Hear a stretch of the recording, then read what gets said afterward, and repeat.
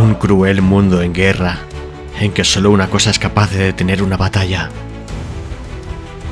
Más que un deporte, más que una matanza.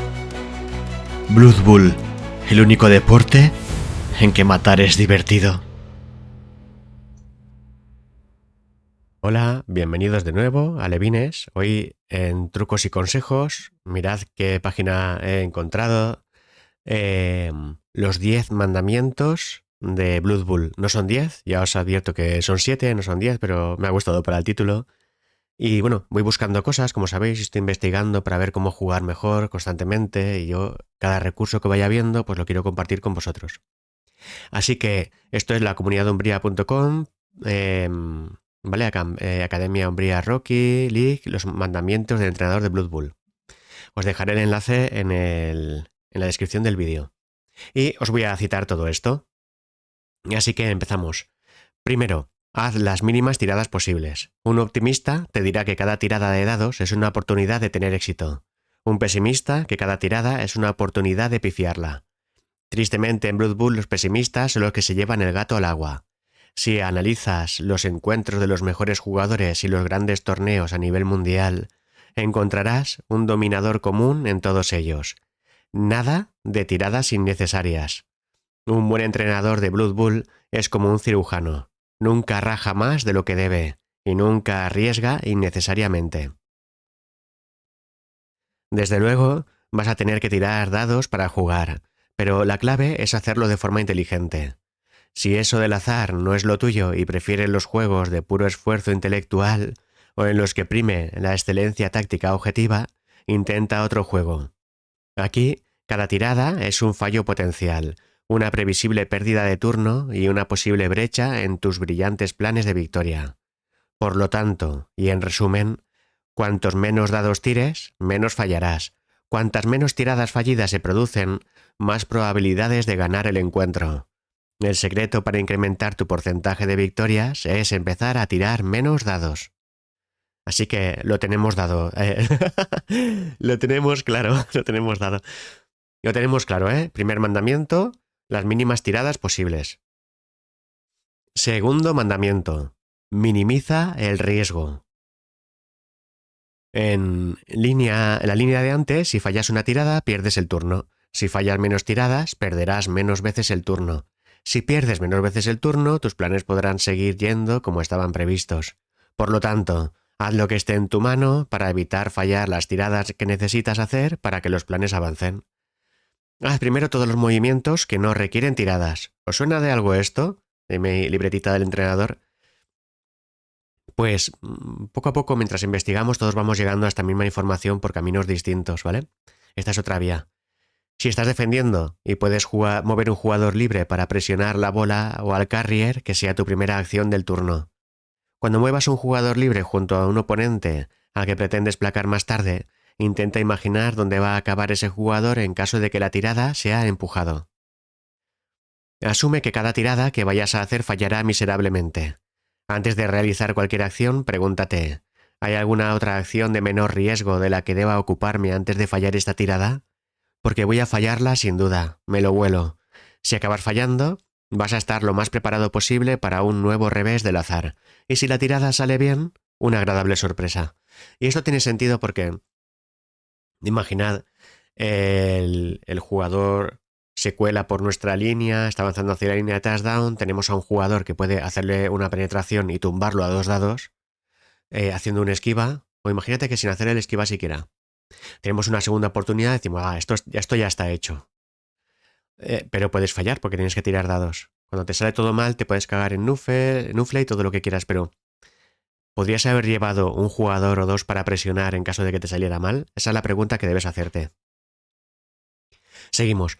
Placa desde lo más probable a lo más improbable. Esto también os sonará, ¿verdad? Normalmente esto se traduce en hacer antes los placajes a 2 dados que los placajes a 1 dado. Placa antes con los jugadores con placar. Es mejor fallar 1 de cada 6 veces que 1 de cada 3. Un placaje a 2 dados sin placar tiene mejores probabilidades de éxito que un placaje a 1 dado con placar. La penetración es el placaje más importante de cada turno, Mientras tu oponente va jugando, utiliza ese tiempo para imaginar cómo sacar el mejor rendimiento de tu próxima penetración. A ser posible, penetra con jugadores con placar. Esto es muy importante, ¿eh? Todos los turnos deberíamos penetrar. Y tenemos todo el turno del rival para ir eligiendo cuál debe ser su objetivo, nuestro objetivo, o sea, el jugador suyo que vamos a tumbar, y con qué jugador nuestro vamos a hacerlo, y teniendo en cuenta que siempre es mejor usar jugadores con placar. Protege la bola. El ataque En ataque, imagina el peor posible resultado de una tirada de recoger y coloca a uno o dos jugadores para proteger la bola en caso de que haya alguna posibilidad de que el equipo contrario la alcance o le ponga zonas si fallas esa correosa tirada de recoger.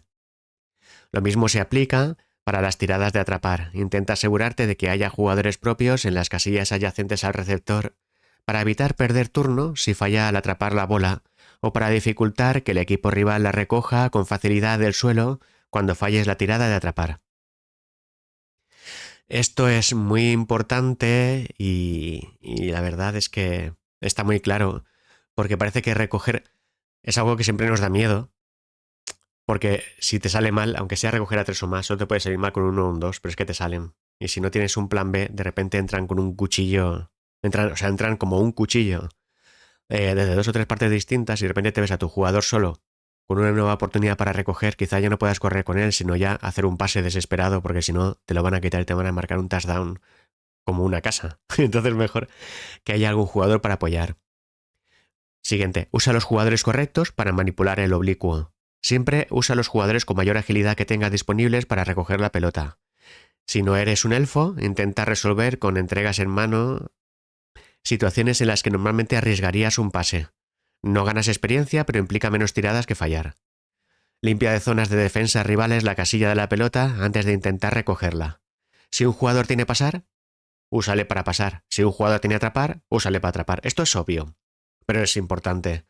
Es importante tener colocados a los jugadores donde vemos, en la parte del campo que debemos, para que puedan usar sus roles.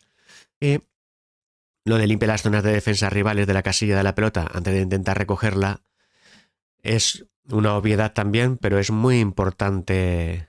Es muy importante considerarlo porque coger un balón en zona de defensa es muy difícil. Quizá valga más la pena crear nuevas zonas de defensa con el balón para que él no pueda cogerla después que intentar cogerla nosotros y perder el turno de esta manera. Es más fácil quizá agrupar jugadores alrededor del balón pensando que él lo intentará después y si le sale mal podemos recogerla que intentar nosotros y que nos salga mal. O crear superioridades para placajes e ir limpiando esa zona, pero siempre protegiendo el balón con zonas defensivas alrededor para que no pueda cogerlo. Si no hagas acciones de a por ellos, a no ser que sea estricta y absolutamente esencial. Esto me lo tengo que apuntar porque yo las hago constantemente y en todos los partidos se me va una o dos o tres segundas oportunidades en ello, la verdad. De hecho, en el anterior partido no, en el otro murió uno de mis jugadores con una por ellos. Tremendo. Hazlo al final y espera un fallo. Cuando tu mejor jugador tropiece en un sprint, falle armadura y muera en una por ellos, aprenderás. Hasta entonces probablemente o no. Bueno, pues a mí ya me ha pasado y he de decir que todavía no he aprendido del todo. Pero bueno, es verdad que tiene razón en esto, ¿vale? Pero siempre parece que... También he de decir otra cosa. En el último partido no quise jugar una por ellos. En el tercer turno para el final, teniendo el balón, había creado un pasillo y corriendo a tope los siguientes dos turnos habría podido marcar un touchdown si hubiera hecho una por ellos que no quise hacer por miedo. Entonces, hay que valorar en qué circunstancias se hace. Está claro que no hay que hacerlo con todos los jugadores, todos los turnos, pero con un jugador clave de vez en cuando, sí. Y si es el que tiene el balón y tiene segundas oportunidades, pues te la puedes jugar. Si es el que tiene el balón y no tiene segundas oportunidades, pues casi mejor que no. Siguiente, nunca dependas de un big guy. Sus desventajas te van a joder el partido de la peor forma posible y en el peor momento. Absolutamente cierto. No olvides que los big guys solo tienen un 50% de probabilidades de poder utilizar una segunda oportunidad. Y a mí se me olvida muchas veces y me atranco ahí. Le doy a gastar segunda oportunidad y se pierde. Porque luego tiene que salirte 4, 5, 6 para poder usarla. No solo pueden joderte el partido, sino que pueden fastidiarte un placaje y no vas a poder volver a hacer la tirada. Los Big Eyes son fantásticas murallas y excelentes ejerciendo zonas de defensa, pero son más útiles en defensa que en ataque la mayor parte del tiempo. Tenerlo en el centro del campo con relativa movilidad, placando lo que tengas al lado y haciendo alguna penetración de vez en cuando, está bien. Si no está en contacto con nadie y nos la jugamos a intentar moverlo, desplazarlo a otra zona que ejerza una mayor influencia, aunque podamos fallar en ese movimiento y quedarnos quietos, pues también está bien. Si ese turno no tenemos una penetración importante que hacer, la puede hacer el Big Eye, porque si ya sabéis que si sale un 1 no la va a hacer.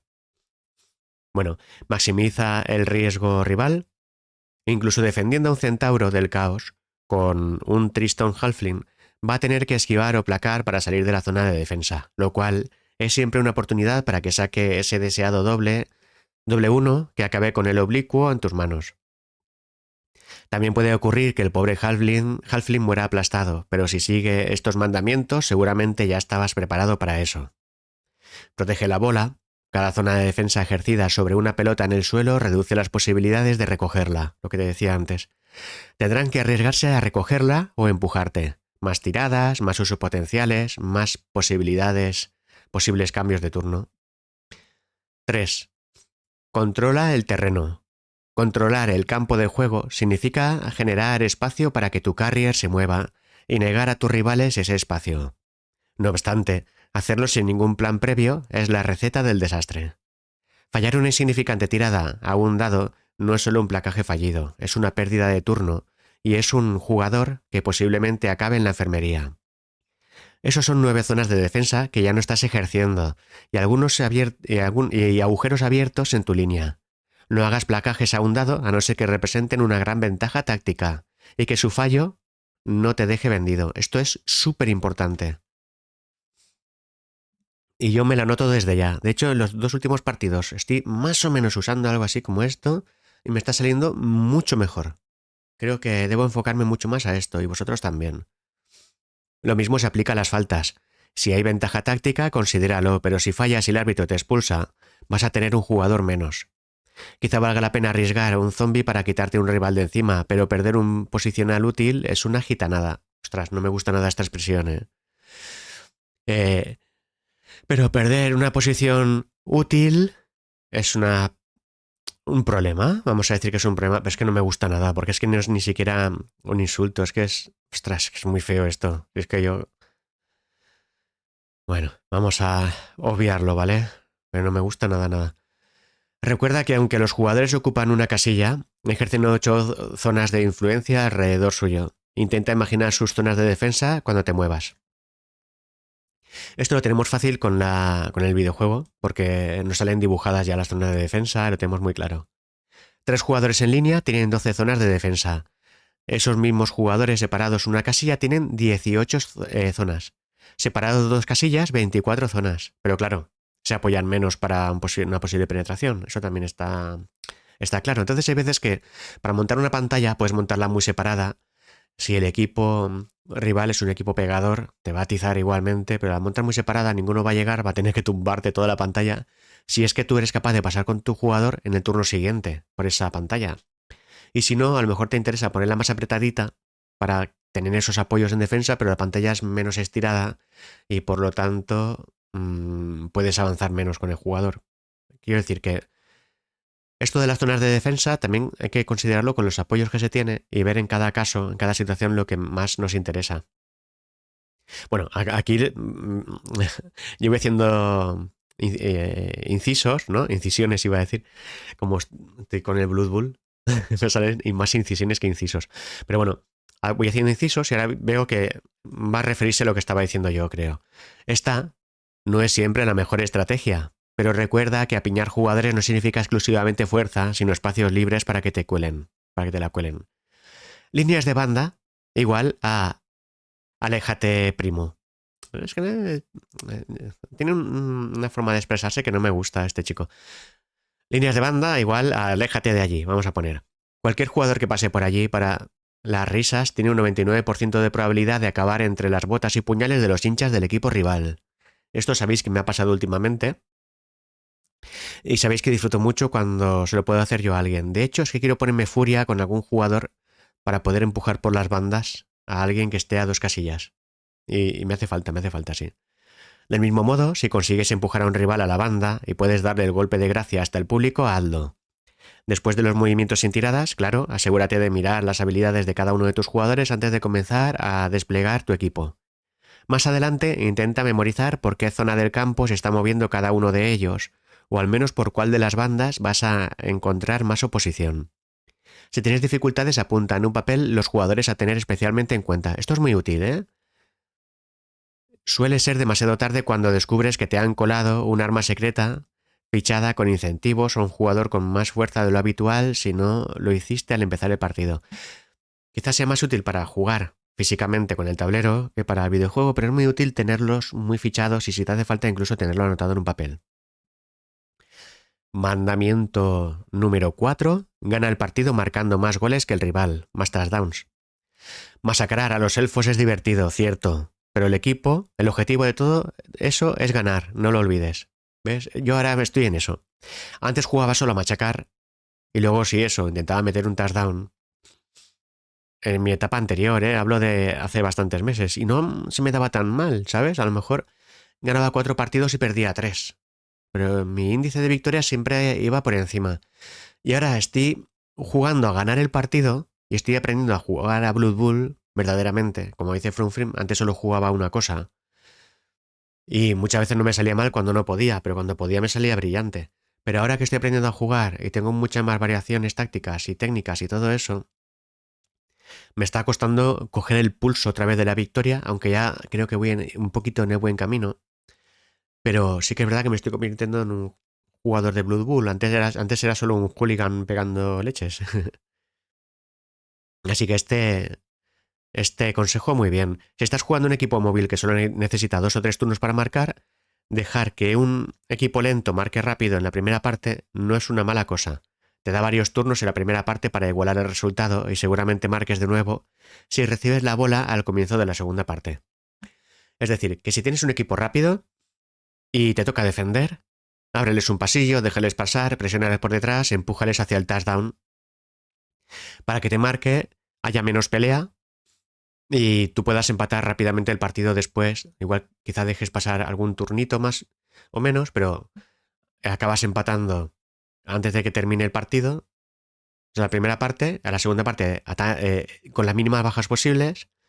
A la segunda parte empiezas atacando y igualmente puedes marcar un touchdown en 2, 3 turnos.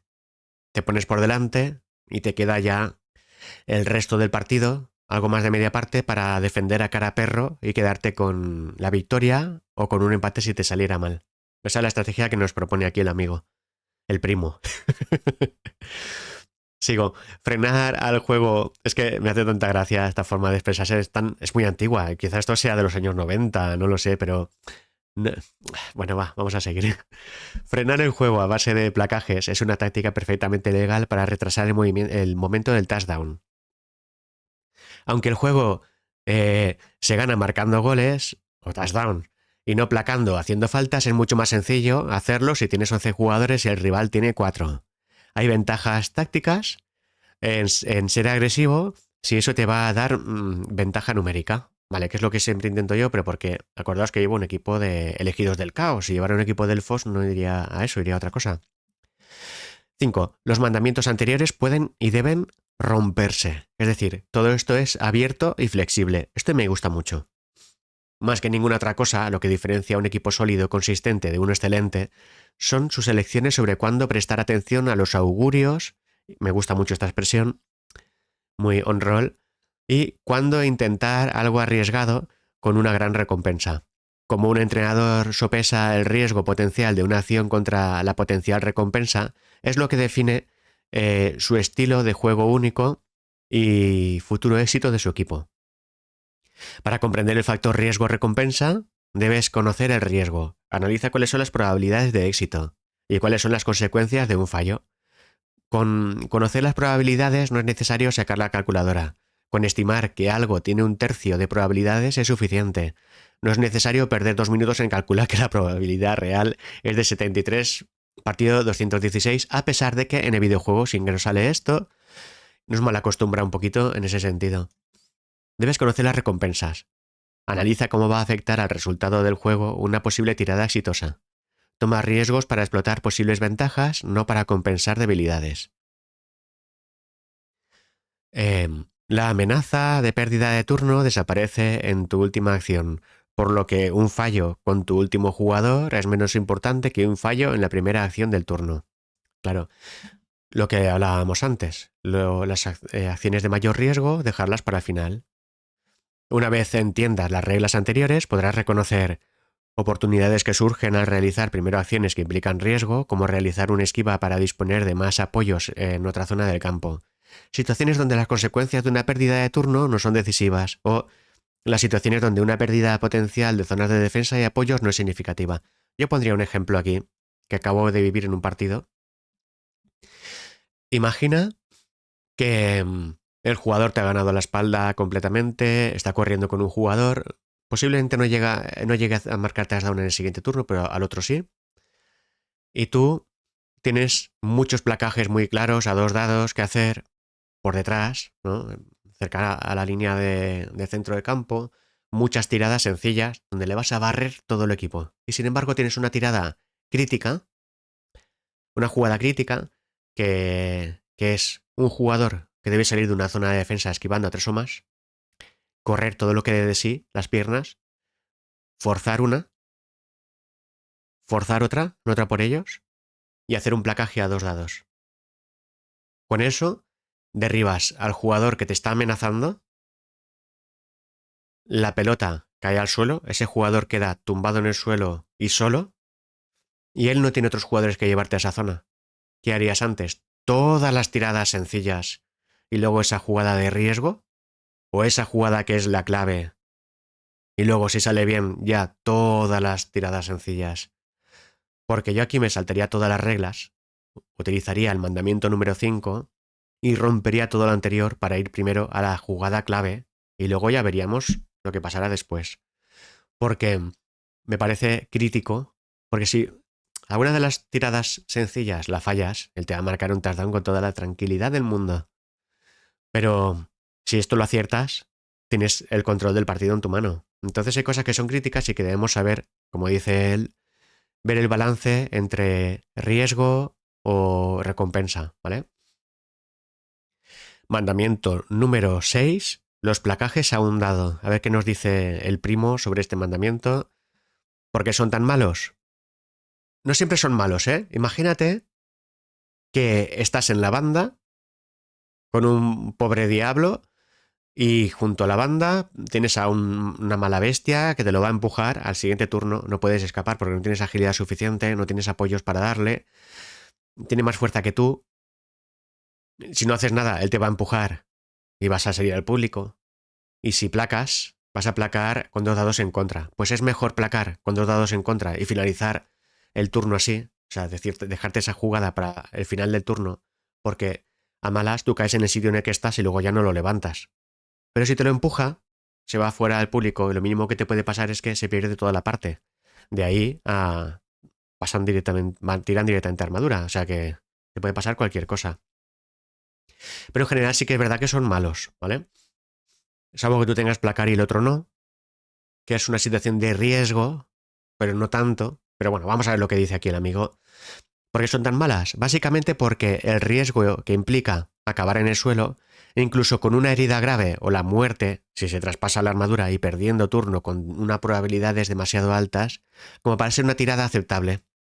Todos conocemos el preocupante índice de aparición de los dobles 1, así que, aun teniendo placar y muchas segundas oportunidades, comienza tu turno con un placaje a un dado o con un big eye, pero eso es otro cantar. Te va a ganar durante un buen tiempo el calificativo. Jolín, los calificativos estos. Vamos a ver en detalle el tema. Bueno, vamos Total, aquí se va a andar con detalles técnicos, improperios, para decir que realmente no nos hace falta que nos convenza de que el placaje a un dado no mola, ¿vale? Pero sí que tenemos que ver que en algunos casos sí que está bien, ¿vale?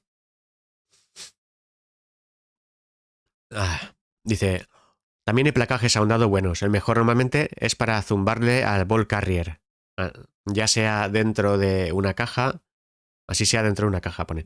Vale la pena el riesgo a cambio de derribar al carrier y ponerle zonas al balón para dificultar su recogida, o al menos empujar al rival a una posición más beneficiosa, lejos de apoyos, lejos de la zona de touchdown, o hacia zonas de defensa propias que dificulten su movimiento. Incluso, en este caso concreto, incluso, amigos, con 2 dados en contra, y si tienes placar, puede incluso valerte la pena ir a hacer ese placaje, o incluso esa penetración, porque puede ser la forma de frenar el desastre. Hay que considerarlo todo en su justa magnitud. Vamos a saltar un poco de paja y dice, otro placaje a un dado aceptable es si tiene placar o forcejeo. Es el final de turno, ya se han realizado las acciones importantes del turno y no perjudica la disposición del campo acabar derribado. Es decir, tú puedes acabar derribado, pero si implica que tú le vas a tirar a él, te puede beneficiar. De hecho, tener esa habilidad de forcejeo es un poco para buscar esas situaciones, que si caes, lo derribas y por lo menos así te vas jugando esas tiradas a un dado. El séptimo mandamiento, cierra el pico y pásatelo bien. Mira todas las repeticiones o sea espectador todo lo que puedas. Mira y aprende. Es decir, sé testigo todo lo que puedas de cómo juegan otros. Sobre todo los partidos de la gente que sabe lo que está haciendo. Pronto verás que el factor suerte tiende a ser menos decisivo cuando se hacen las cosas bien, aunque siempre hay malas rachas. Y voy a disentir un poco en esto, con lo que dice, porque yo creo que es mucho más. Soy maestro, ¿vale? Y estoy súper especializado en didáctica y en creación de proyectos y todo esto. Y lo que siempre se dice en el mundo de la educación, que se aprende mucho más del fracaso que del éxito, se aprende mucho más haciendo que viendo, y se aprende mucho más viendo lo que está mal que lo que está bien. Es decir, la forma en que más vas a aprender va a ser jugando.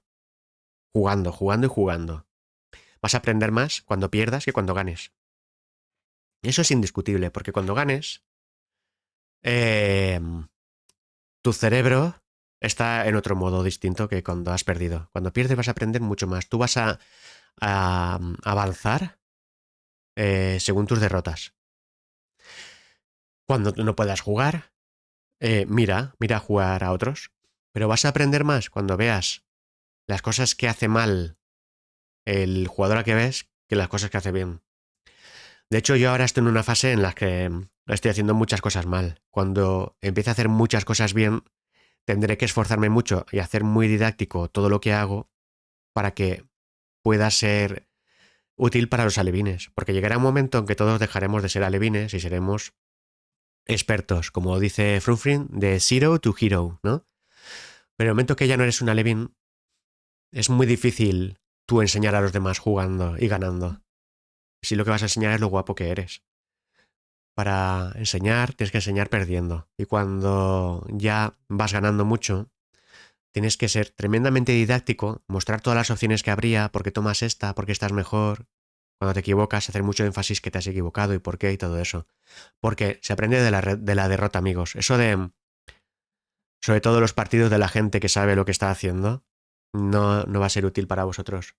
Porque necesitas ver 20 partidos de alguien que lo hace bien para aprender algo. Sin embargo, viendo un partido de alguien que lo ha hecho mal, lo vas a aprender para siempre.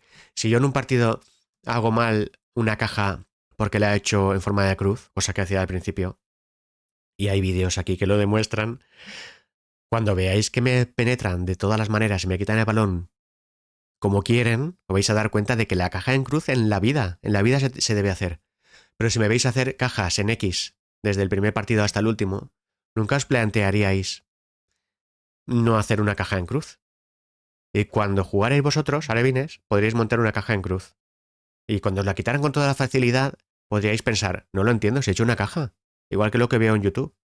¿Por qué? Porque no habéis visto el fracaso, habéis visto siempre el éxito y no habéis visto todas las variaciones que puede haber de esa jugada que no entendéis o no entendemos porque estamos empezando y no conocemos toda la variedad que hay.